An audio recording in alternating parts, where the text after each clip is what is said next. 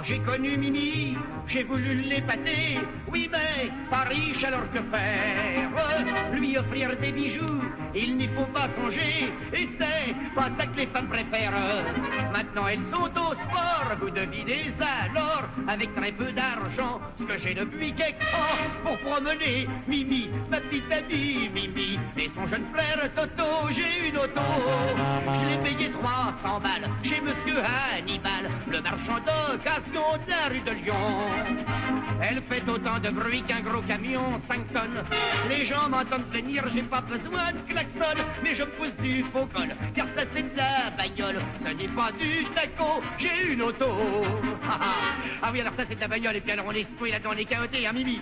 Chaque fois qu'il y a un trou sur la route, on le sent, on voit où ce qu'on passe.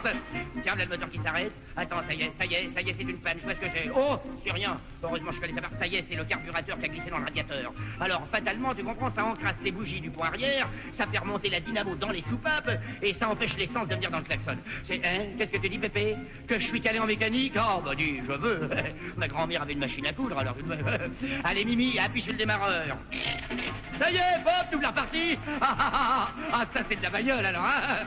Qu'est-ce qu'il dit, Toto? Qu'est-ce que tu dis, mon petit gars? Parle plus fort, on n'entend rien avec le bruit de la carrosserie. Hein?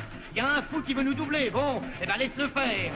Allez, passez, monsieur, regarde-moi ce fou, dis donc, hein. Il fait au moins du 30 à l'heure. Ah, si, du 30. Regarde mon compteur, quoi, moi je fais du 22 et on file à plein gaz. D'ailleurs, si ça continue comme ça, Mimi, on sera à Deauville dans un an. Attention, mes enfants, voilà un virage. De la prudence. Le bras à la portière, tout le monde. Là. Mimi, tu me fous le doigt dans l'œil. Attention, là. Oh, quel virage, hein. Sur l'aile. Allons, bon, ça y est, c'est Toto qui est resté dans le virage avec la banquette arrière. Oh, enfin, ça fait rien, y a rien de cassé. Eh ben, ma bébé, nous voilà seuls. Profitons-en, bien qu'on s'embrasse. Hein? Qu'est-ce qu'il y a? T'as les pieds qui baignent dans l'huile? Comment? Oh, il y a une fuite à la boîte à vitesse. Mais c'est rien, ma chérie, ça se fait dans toutes les bonnes voitures. T'as qu'à l'éponger avec ta houppette. Alors, Toto, bah, qu'est-ce que t'attends pour regagner le gros du bataillon? Rapplique avec ta banquette arrière, mon petit gars.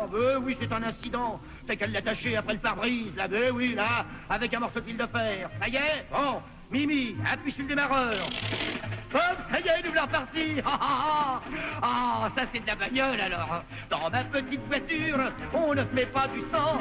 Y a qu'un défaut, les roues se dévissent. Pour serrer les écrous, après chaque tournant, notez que ça fait de l'exercice. J'en perds une quelquefois, mais il en reste 3. Somme toute, y a un tas de gens qui n'en ont pas autant pour promener Mimi, ma petite amie Mimi, et son jeune frère Toto.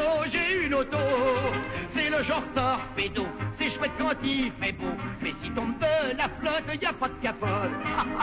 Mimi ou son homme pousse grand comme un champignon. Moi l'eau me coule dans le cou et dans mon pantalon, mais je me pousse du faux col, car ça c'est de la bagnole, ce n'est pas du taco, j'ai une auto.